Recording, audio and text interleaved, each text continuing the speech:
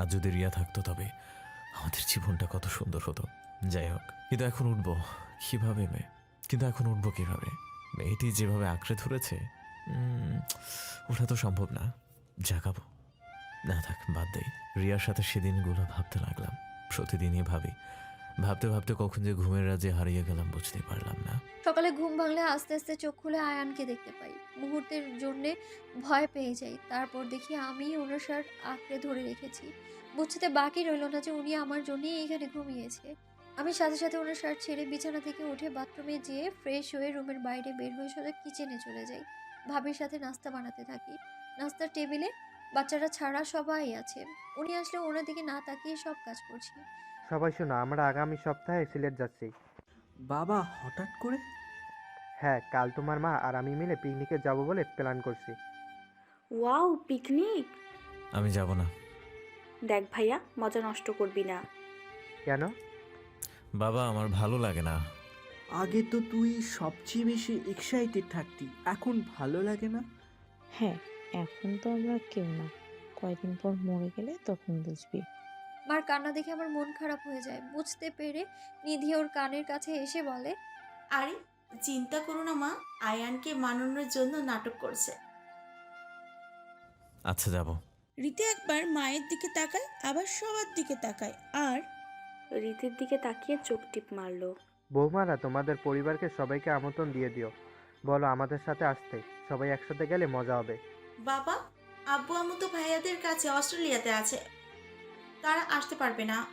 মন খারাপ করে ছোট বৌমা। আব্বু আম্মু তো গ্রামে, তারা আসতে পারবে না। আমি রাহাত ভাইয়া আর মাহিকে আসতে বলবো। আচ্ছা। নাস্তা শেষে ভাইয়া আর আয়ান অফিসে গেলেন, আর আমি মাহিকে ফোন দিলাম। মাহি আমার বেস্ট ফ্রেন্ড আর ভাবি।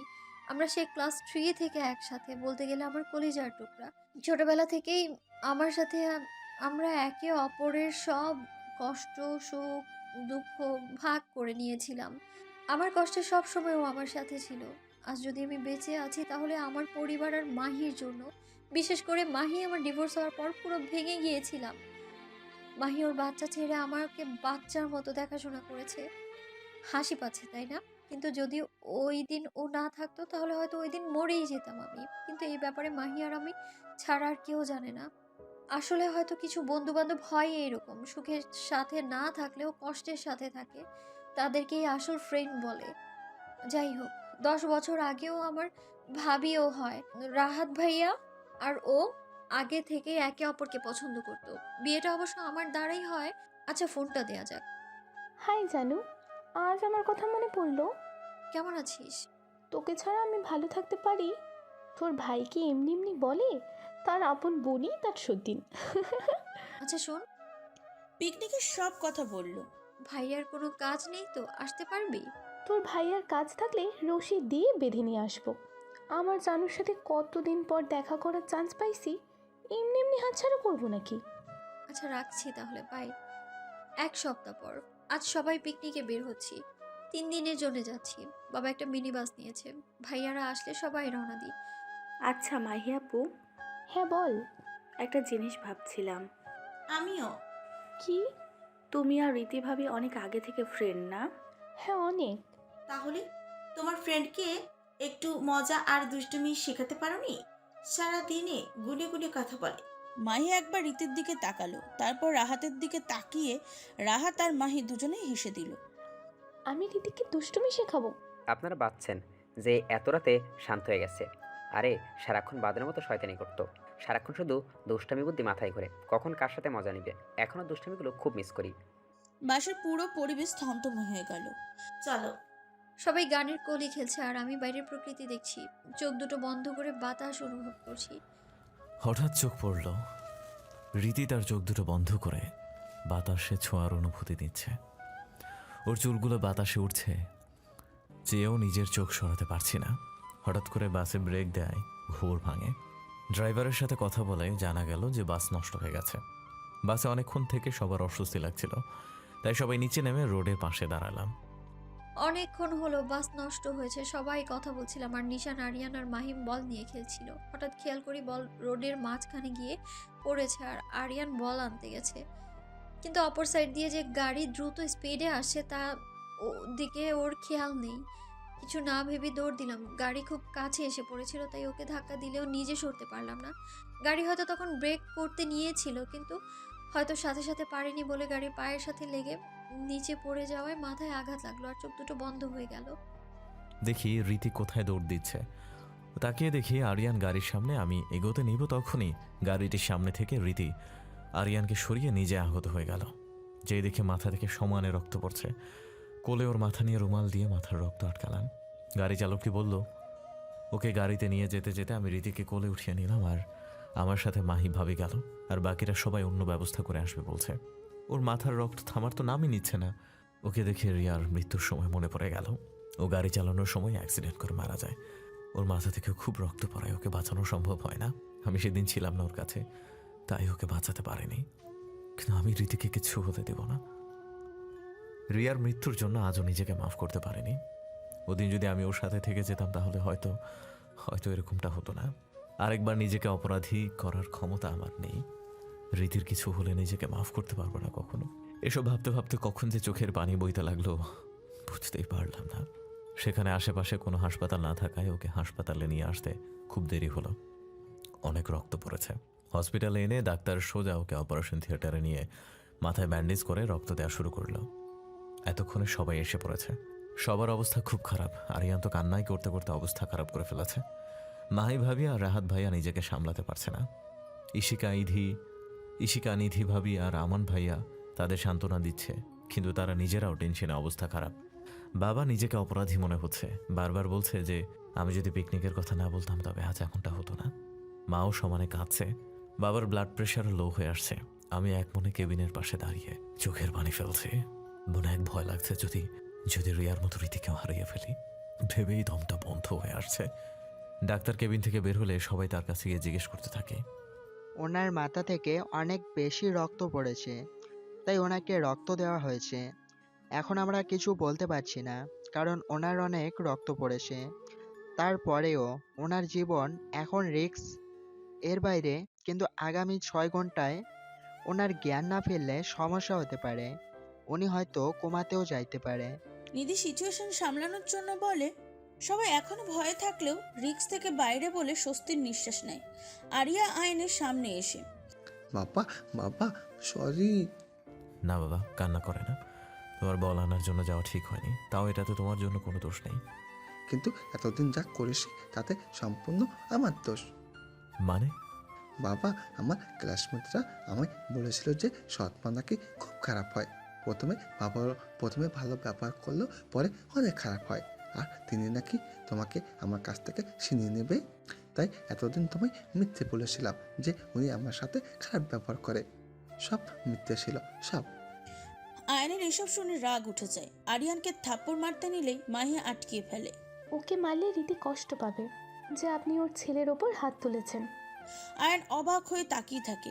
মাহি আরিয়ানের সামনে বসে বলে, তোমার ভয় হয়তো ঠিক ছিল, কিন্তু বাবা, তোমার এটা করা ঠিক হয়নি। তুমি জানো রীতি তোমার বাবার জন্য না, তোমার জন্য বিয়েতে হ্যাঁ বলেছিল। উনি আজ আমাকে বাঁচাতে যে নিজে কেন গাড়ির সামনে এলেন? কারণ ও তোমার মা, আর যে কোনো মাই তার সন্তানকে নিজের জীবন থেকে বেশি ভালোবাসে। কিন্তু উনি তো আমায় জন্ম দেয়নি। জানি না অন্য কেউ কি অন্য কারো সন্তানকে ভালোবাসতে পারবে কি না, কিন্তু রীতির যদি নিজের সন্তান নাও হতো তবেও তোমাকে ভালোবাসতো। সে ছোটবেলা থেকেই সবাইকে ভালোবাসতে জানে। সব মেয়ের মধ্যেই মায়া আছে, কিন্তু গর্ভে সন্তান আসলে আরও মমতা বেড়ে যায়। রীতির ছোট থেকেই বাচ্চাদের প্রতি আলাদা মমতা ছিল, কিন্তু আল্লাহ ওকে মা হওয়ার খুশি থেকে বঞ্চিত করলো। আমি আসি না ওনার ছেলে। আচ্ছা, উনি কি আমায় মাফ করবে? করবে, শুধু ওকে একটিবার মা বলে ডাকো, তাইলেই হবে। সবার চোখে এখনো পানি।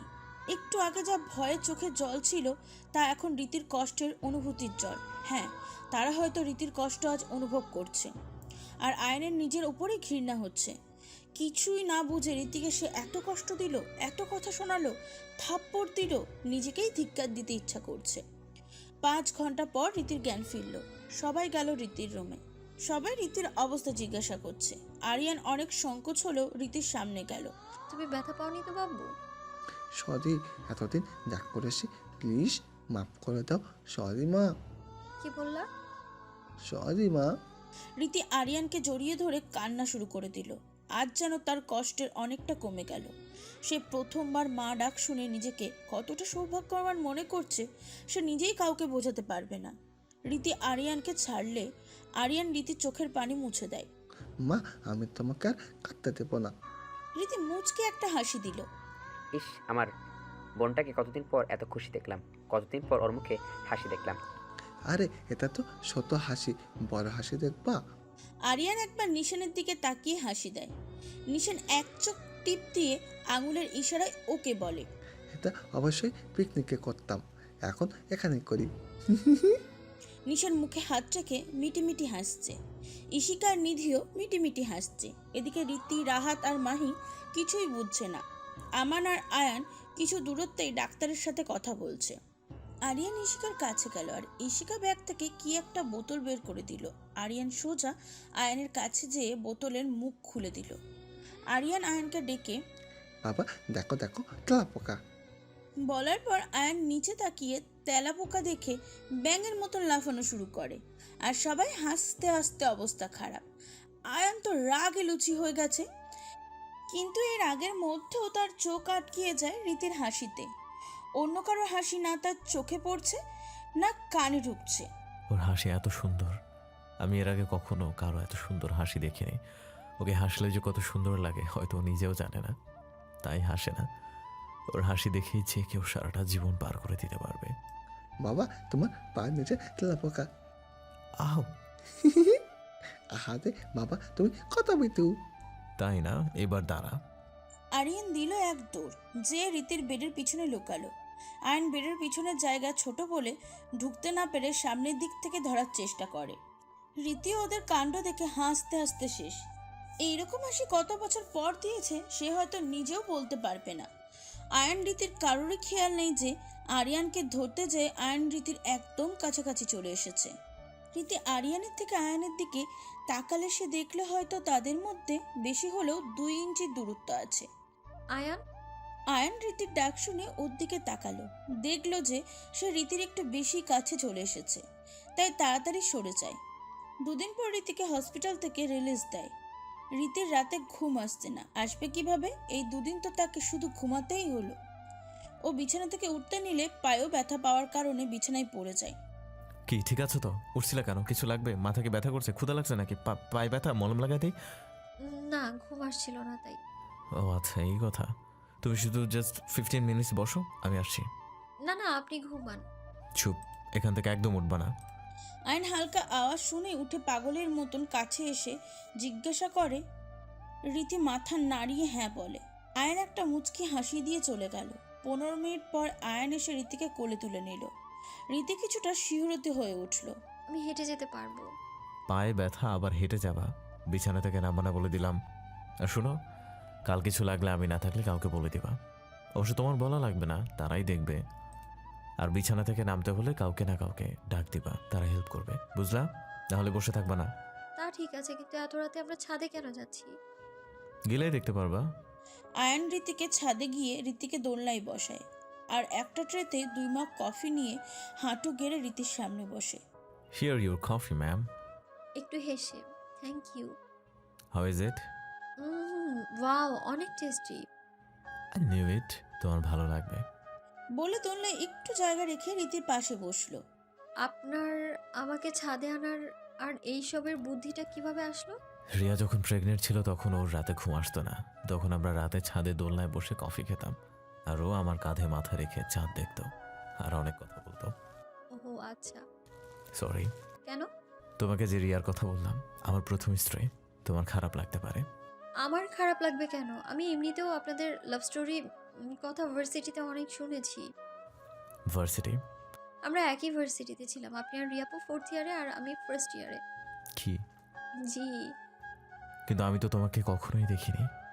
আপনি দেখবেন কি করে? আপনি তো শুধু ক্লাস আর লাইব্রেরি ছাড়া কোথাও থাকতেন না। আর আমার আর পড়ালেখার কোনো সম্পর্কই ছিল না যে দেখবেন। আমি নিজেই সারা জীবনের লাইব্রেরির চেহারা দেখিনি। তুমি আমার ব্যাপারে এত কিছু কিভাবে জানো? আমি না, পুরো ভার্সিটি জানে। কিভাবে? আহারে, আপনি যে পুরো ভার্সিটির ক্রাশ ছিলেন ভুলে যান। ও হ্যাঁ, শুনেছি। তোমারও ক্রাশ ছিলাম নাকি? আমি আপনাকে তো তখন দেখিইনি, কিন্তু আমার এক ফ্রেন্ড ছিল নিশি, ও আপনাকে অনেক লাইক করতো। আপনার আর রিয়াপুর রিলেশনের কথা শুনে কান্না করতে করতে শেষ। আপুকে যে কত বকা দিয়েছিল। যাই হোক, কিন্তু আপনারা দুজন আমাদের ভার্সিটির এত ফেমাস ছিলেন, তারপরেও আপনাদের লাভ স্টোরি কেউ জানলো না কেন? রিয়া আমাকে মানা করে দিয়েছিল। আমাদের 2-1 ফ্রেন্ড ছাড়াও কেউ জানে না। আমাকে বলবেন? আমার অনেক ইচ্ছা আছে জানার। বলবো না কেন? তাহলে শোনো। 11 বছর আগে আমি তখন অনার্স 4th ইয়ার পড়ি। ক্লাস শেষে লাইব্রেরিতে গেলাম। তখন হয়তো অ্যারাউন্ড 4 o'clock, বিকাল 4টা বাজে। সেদিন লাইব্রেরিতে বেশি কেউ ছিল না। লাইব্রেরির জানালার পাশে বসেছিলাম। তখন জানালা দিয়ে অপর সাইডে দেখি একটা মেয়ে নাচছে। কেন জানি সেখানেই চোখ আটকে গেল। এর আগে কোনো মেয়ের দিকে তাকায়নি, কিন্তু ওই মেয়েটার প্রতি কেন জানি একটা আকর্ষণ সৃষ্টি হলো। কিন্তু আমি না মেয়েটার চেহারা দেখিনি, কারণ মেয়েটি আমার দিকে পিঠ করে নাচছিল। মেয়েটার দিকে এক দৃষ্টিতে তাকিয়ে রইলাম। ওর নাচ দেখে মুগ্ধ না হয়ে পারলাম না। সেদিন রাতে ঘুমাতে পারিনি। সারা রাত মেয়েটিকে নিয়ে ভাবছিলাম। পরের দিন বন্ধুর কাছে জানতে পারলাম যে আমাদের ভার্সিটিতে 3 মাস পর ডান্স কম্পিটিশন, তাই মেয়েরা সেখানে প্র্যাকটিস করে। আমি ক্লাস শেষে সেখানে গিয়ে দেখি দরজা বন্ধ। মেয়েটিকে জানার খুব ইচ্ছা হচ্ছিল, কিন্তু সেদিন আম্মুকে নিয়ে হাসপাতালে চেক আপের জন্য যেতে হতো। তাই একটা চিঠি রুমের বাইরের লকের সেখানে রেখে এসে পড়লাম, কিন্তু নিজের নাম লিখতেই ভুলে গিয়েছিলাম। চিঠিতে ছিল, তোমার নাচ খুব সুন্দর, তোমার নাচ খুব সুন্দর। দেখে মুগ্ধ হয়ে গেলাম। মনে হচ্ছিল ময়ূরী নাচছিল।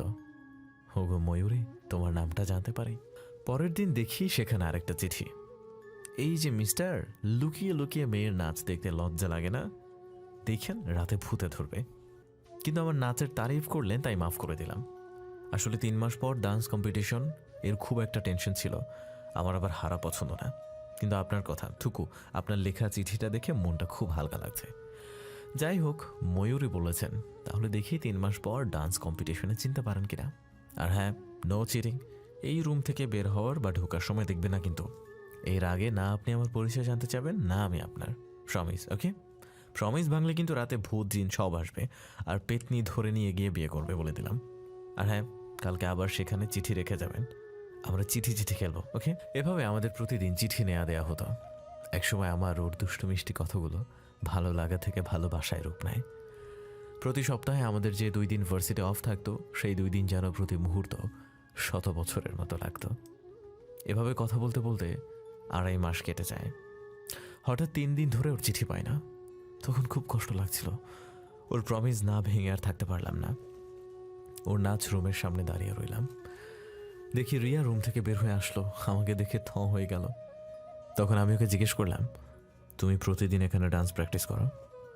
আপনাকে গল্পে হারিয়ে গিয়েছিলাম। হ্যাঁ, কিন্তু এই 3 দিন ধরে আর চিঠি দাও না কেন? ও কিছু না বলে চলে যাচ্ছিল। ওর হাত ধরে ফেললাম। কি হলো বলো? কিছু বলার আগে ওকে জড়িয়ে ধরে ফেলে। তুমি জানো না এই 3 দিন তোমার চিঠি ছাড়া কিভাবে দিন কাটছিল। খুব কষ্ট হয়েছে। আমি যে ভালোবেসে ফেলেছি আমার ময়ূরীকে। রিয়াও আমাকে জড়িয়ে ধরল। তারপর থেকেই আমাদের রিলেশন। কিন্তু আমার দুর্ভাগ্য, ওই একদিনই আমার ময়ূরীর নাচ উপভোগ করতে পারলাম। সে 3 মাসও জানালা বন্ধ রাখত। আমার চিঠিতে বলেছিল, যদি দেখি তবে প্রমিস নাকি নষ্ট হয়ে যাবে।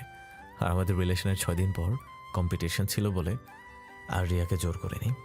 আমিই বলেছিলাম ওর নাচ একেবারে ডান্স কম্পিটিশনে দেখব। তারপর যেদিন অপেক্ষা করেছিলাম সেদিন আসলো ঠিকই, কিন্তু মা হঠাৎ অসুস্থ হয়ে যাওয়ায় আর কম্পিটিশনে যেতে পারেনি। পরের দিন শুনেও নাকি হেরে গেছে। ফার্স্ট ইয়ারের একটা মেয়ে নাকি জিতল। রিয়া খুব ভেঙে পড়ল। ও লাস্ট 3 বছর এই কম্পিটিশনে বিজয়ী হচ্ছিল, আর খুব ডিফারেন্ট মার্কে হেরে যাওয়ায় ও ডিসাইড করে ও আর ডান্স করবে না। আমার খুব ইচ্ছা থাকলেও রিয়াকে আর ডান্সের জন্য বলিনি। তারপর কি, অনার্স শেষ করে আর 1 বছরের মধ্যে আরিয়ান। তারপর আর কি, অনার্স শেষে বিয়ে, আর 1 বছরের মধ্যে আরিয়ান আসলো আমাদের জীবনে। খুব সুখেই চলছিল আমাদের জীবন, কিন্তু বলে না, এত সুখ ভাগ্যে থাকে না। 3 বছর আগে রিয়া গাড়ি চালাতে গিয়ে অ্যাক্সিডেন্টে মারা যায়। খুব কষ্টে নিজেকে সামলেছি আরিয়ানের জন্য। এই ছিল আমাদের অস্পূর্ণ ভালোবাসার গল্প। তাকিয়ে দেখি আমার গল্প শুনে রীতি অবাক হয়ে আমার দিকে তাকিয়ে আছে। কি হলো, এভাবে তাকিয়ে আছো কেন? এবার তোমারটা বলো। মুহূর্তে রীতির মুখ কালো হয়ে গেল। আচ্ছা বাদ দাও। না না, আমার জীবন সম্পর্কে আপনার জানার অধিকার আছে। না, তোমার ইচ্ছা ছাড়া কারো তোমার জীবন সম্পর্কে কিচ্ছু জানার অধিকার নেই। আমার বলার ইচ্ছে নেই কে বলেছে? আপনাকে বিশ্বাস করি তাই বলার ইচ্ছে আছে। আপনি আমায় বিশ্বাস করেছেন তাই বলেছেন। আপনার জীবনের ঘটনা, তাই না? আর স্বামী স্ত্রীর সম্পর্কে ভালোবাসা থাকুক না থাকুক, বিশ্বাস থাকা লাগে।